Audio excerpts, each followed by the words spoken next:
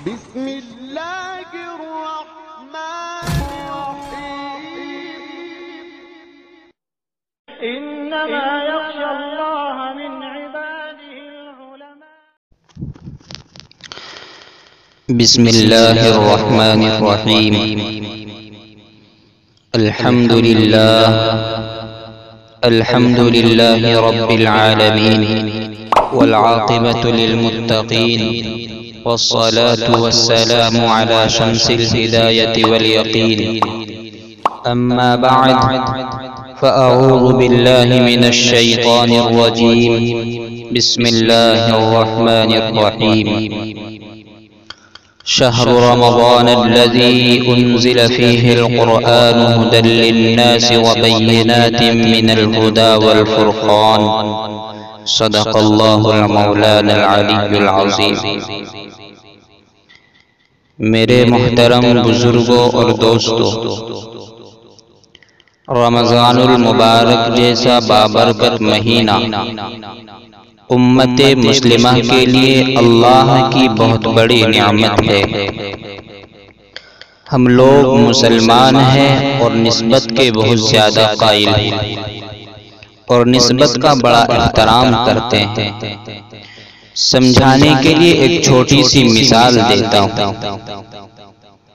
اعلیٰ قسم کا لیٹر پیڈ ہو، خوبصورت کاغذ ہو، زمین پر پڑا ہو، کوئی آدمی اس کو اٹھانے کے لیے تیار نہیں، لیکن کاغذ پر بسم اللہ لکھی ہو اگر زمین پر نظر آ جائے تو مسلمان اس کو اٹھاتا ہے، صاف کرتا ہے، چومتا ہے، سینے سے لگاتا ہے، سر پہ رکھتا ہے، عظمت والی اور بلند جگہ پہ رکھ دیتا ہے.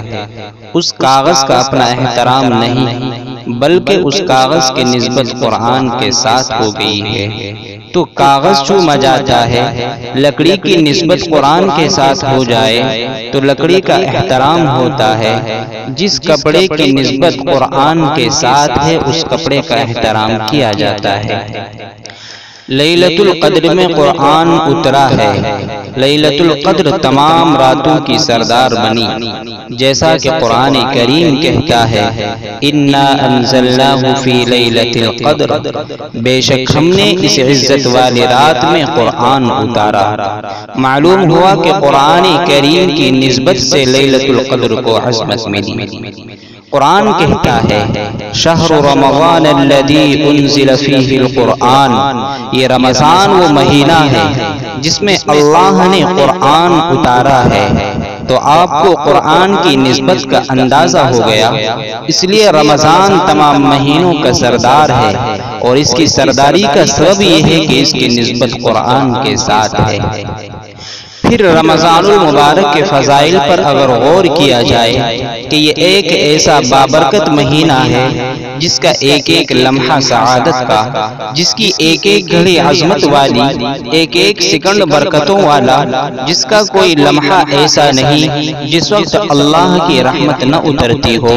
اگر احادیث کا مطالعہ کیا جائے، علماء اور بزرگوں سے کچھ سمجھا جائے تو یہ بات سمجھ میں آتی ہے کہ رمضان المبارک صرف ایک ایسا مہینہ ہے جو تمام مہینوں کی سرداری کا تاج اپنے اوپر لیے ہوئے. میرے بھائیوں، پھر اللہ کے نبی صلی اللہ علیہ وسلم نے ارشاد فرمایا الصیام جنۃ ما لم یخرقها، روزہ ڈھال ہے جب تک اس ڈھال کو پھاڑ نہ دیا جائے. دنیا کا سب سے جو اہم گناہ ہوتا ہے وہ آنکھ کا ہوتا ہے.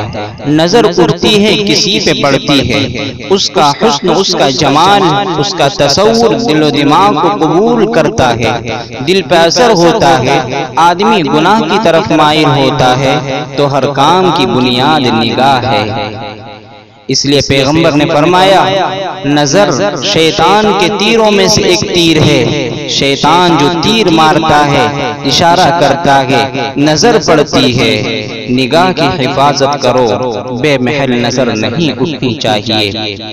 آپ سب لوگ اس بات کو سمجھتے ہیں تصاویر دیکھنا حرام ہے، نامحرم کی طرف دیکھنا حرام ہے، جہاں اسلام اجازت نہیں دیتا اس کی طرف آپ کی نظر نہیں اٹھنی چاہیے۔ دوسری چیز، زبان کی حفاظت بڑی ضروری ہے۔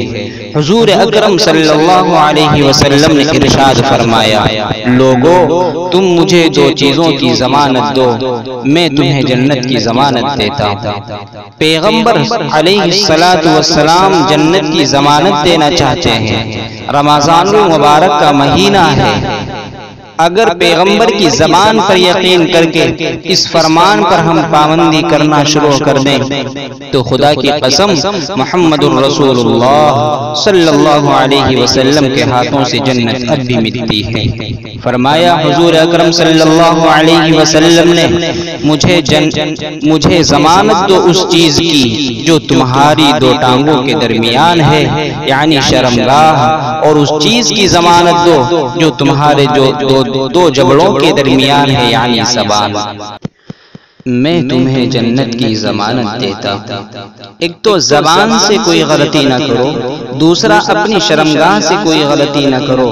یہ دو ٹکڑے اپنی جان کے محفوظ رکھو، میں محمد صلی اللہ علیہ وسلم تمہیں جنت کی ضمانت دیتا ہوں۔ اور روزے کا مفہوم ہی ادا نہیں ہوتا جب تک ان کی حفاظت نہ ہو، اس لیے تو کھانے پینے سے روکا گیا ہے، اس لیے تو خواہشات نفسانیہ سے روکا گیا ہے۔ زبان کی حفاظت، کیونکہ غیبت اسی کے ذریعے سے کی جاتی ہے، گالی بھی اسی کے ذریعے سے دی جاتی ہے، جھگڑا بھی اسی کے ذریعے سے کیا جاتا ہے۔ بلکہ حدیث میں آتا ہے، جب تم سے کوئی جھگڑا کرنے لگے، کوئی گالی گلوچ پر اتر آئے تو اس کو کہہ دیا کرو، انی صائم، میں روزہ دار ہوں۔ حدیث میں آتا ہے، ایک عورت حضور اکرم صلی اللہ علیہ وسلم کے سامنے لائی گئی۔ اللہ کے رسول صلی اللہ علیہ وسلم، یہ عورت مرتی ہے، اس کی جان نکل رہی ہے، پورا دن اس نے روزے سے گزار دیا ہے، اتنی پریشانی ہے کہ بھوک کی وجہ سے سانس نکل رہی ہے۔ حضور اکرم صلی اللہ علیہ وسلم نے فرمایا، اس عورت کو کہو منہ میں انگلی ڈال کر قے کرے۔ اس نے منہ میں انگلی ڈالی، قے کی تو منہ سے گوشت کے لوتھے نکلے۔ اللہ کے پیغمبر صلی اللہ علیہ وسلم نے فرمایا، اس نے کسی مسلمان کی غیبت کی ہے۔ کسی مسلمان کی غیبت کرنا اپنے مرے ہوئے بھائی کا گوشت کھانا ہے۔ یہ وہی گوشت ہے جو اس کے منہ میں تھا، جس کی وجہ سے اس کو تکلیف ہو رہی تھی۔ ہم کتنے مسلمانوں کے ساتھ بیٹھ کر ہم غیبت کرتے ہیں۔ میرے بھائیو، زبان کو قابو میں رکھنا چاہیے۔ اس سلسلے میں ایک یہ بات بھی ضروری ہے کہ صبح سحری کھایا کرو گے تو زبان قابو میں رہے گی، نہیں کھاؤ گے تو طبیعت میں سختی آ جاتی ہے۔ اس لیے حضور اکرم صلی اللہ علیہ وسلم نے فرمایا، سحری کے کھانے میں برکت ہے۔ تیسری چیز جس کی اشد پابندی ضروری ہے، ہمارے کان ہیں۔ ہر وہ بات جس کا زبان سے ادا کرنا شرعاً جائز نہیں، اس کا کانوں سے سننا بھی شرعاً جائز نہیں۔ یہ قاعدہ کلیہ ہے، زبان سے گانا جائز نہیں ہے تو سننا بھی جائز نہیں ہے، غیبت کرنا جائز نہیں ہے تو سننا بھی جائز نہیں ہے، کسی کے خلاف گفتگو کرنا جائز نہیں تو اس کا سننا بھی جائز نہیں۔ جو کہنے کی اجازت نہیں، نبی اکرم صلی اللہ علیہ وسلم کی شریعت میں اس کے سننے کی کوئی اجازت نہیں۔ اس لیے ہم روزہ رکھیں تو ہمارا روزہ صرف اتنا ہی نہیں کہ ہم کھانے سے روکے رہیں، پینے سے روکے رہیں، خواہشات نفسانیہ سے روکے رہیں، بلکہ ہمارا روزہ آنکھ کا بھی روزہ ہونا چاہیے، زبان کا بھی روزہ ہونا چاہیے، شرمگاہ کا بھی روزہ ہونا چاہیے، جسم کے ایک ایک عضو کا روزہ ہونا چاہیے۔ اور ان میں سب سے بڑی چیز فرمایا، رزق حلال کا اہتمام کرو۔ روزے میں رزق حلال استعمال ہو، سحری میں بھی اور روزہ کھولنے کے لیے بھی رزق حلال استعمال ہو۔ جس آدمی کو رزق حلال میسر آ گیا اگر رزق حلال سے روزہ نہیں اس روزے کی خدا کے یہاں کوئی مقبولیت نہیں۔ حدیث میں آتا ہے حضور اکرم صلی اللہ علیہ وسلم فرماتے ہیں بہت سے لوگوں کو دیکھو گے پراگندہ بال پریشان حال اللہ کے گھر کی چوکھٹ کو پکڑ کر چیخ و چلا کر ہاتھ اوپر کو اٹھا کر کہتے ہیں اللہم یا ربی اللہم یا ربی، دھاڑے مار رہے ہوں گے روتے ہوئے ہوں گے، لیکن فرمایا کیف یستجاب دعوتہم، اللہ ان کی دعائیں کیوں قبول کرے؟ ملبسہم حرام ومشربہم حرام، ان کا کھانا حرام ہے ان کا پہننا بھی حرام کا ہے، ان کی پوری زندگی حرام کاری میں گزرتی ہے، خدا ان کی دعا قبول نہیں کیا کرتے۔ میرے دوستو حلال رزق جب تک نہیں ہوگا اس وقت تک گناہوں کی معافی کا کوئی فیصلہ نہیں ہوگا۔ حضور اکرم صلی اللہ علیہ وسلم کی حدیث ہے، فرمایا جناب رسول اللہ صلی اللہ علیہ وسلم نے کسب حلال فرائض اسلام کی طرح اسلام کا فریضہ ہے، جیسے نماز فرض ہے، روزہ فرض ہے، زکوٰۃ فرض ہے، حج فرض ہے، اسی طرح حلال کمانا بھی مسلمان پر فرض ہے۔ اور ان میں سب سے بڑی بات یہ ہے کہ روزہ رکھنے کے بعد ہر وقت اللہ کا خوف رہے کہ اللہ تعالی ہماری اس عبادت کو قبول کرے۔ کہتے ہیں کرو تو تب بھی ڈرو اور نہ کرو تو تب بھی ڈرو۔ دوسری بات جو مجھے عرض کرنی ہے وہ یہ بات عرض کرنی ہے کہ رمضان المبارک میں 3 آدمیوں کی دعا کبھی رد نہیں ہوتی۔ وہ 3 لوگ کون ہیں؟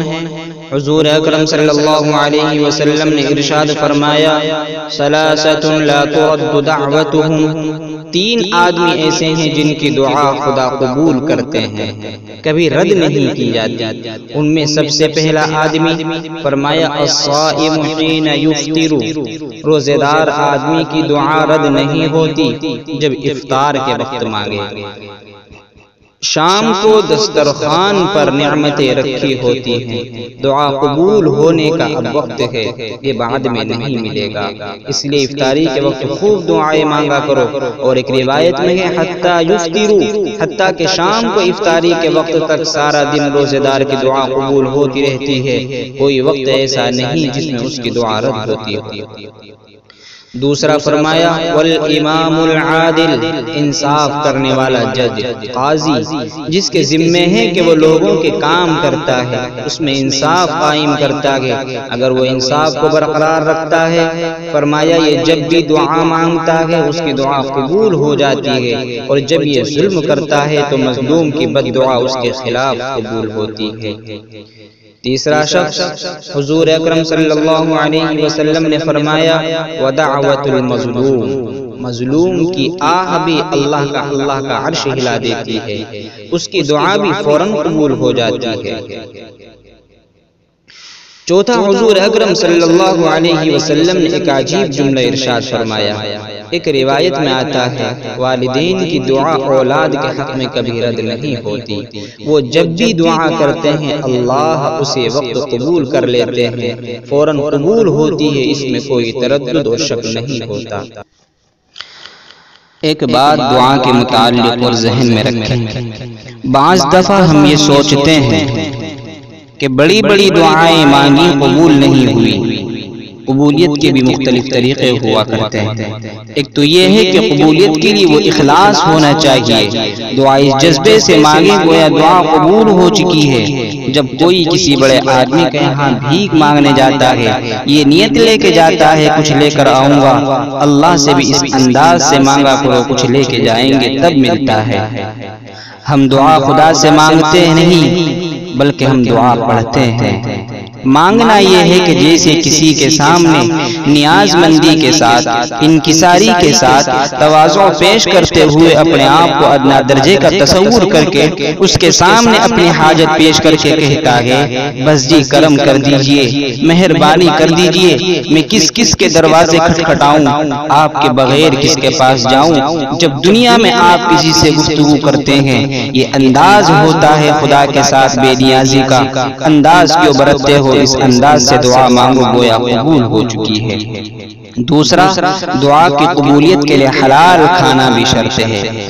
تیسری بات یہ ہے کہ بعض دفعہ دعا فوراً قبول ہو جاتی ہے، بعض دفعہ اللہ محفوظ کر دیتے ہیں۔ حدیث میں آتا ہے قیامت کے دن ایک آدمی کو بلایا جائے گا، اللہ کہیں گے تو نے فلاں دعا مانگی تھی، فلاں دعا مانگی تھی، دنیا میں وہ تیری دعائیں قبول نہیں ہوئی تھی، تو سوچتا ہوگا شاید میری دعا قبول نہیں ہوئی، فلاں مصیبت تجھ پہ آنی تھی، اس تیری دعا کی وجہ سے میں نے اس کو ٹال دیا، فلاں چیز تو نے مانگی تھی، اگر تجھ کو مل جاتی تیرا یہ نقصان ہوتا، اس کے بدلے میں نے تجھے فلاں چیز دے دی تھی، اور جو تیری دعائیں وہاں نہیں قبول ہوئی تھی، آج جنت میں ان کا صلہ یہ ہے، یہ چیزیں لے۔ اس وقت ان چیزوں کو دیکھنے کے بعد کہے گا کاش دنیا میں میری کوئی دعا قبول نہ ہوئی ہوتی، سب کا بدلہ مجھے جنت میں مل جاتا۔ دعا ہے کہ اللہ تعالی ہم سب کو اعمال صالحہ کی توفیق دے، رمضان المبارک کی تمام برکات حاصل کرنے کی توفیق دے، آمین یا رب العالمین۔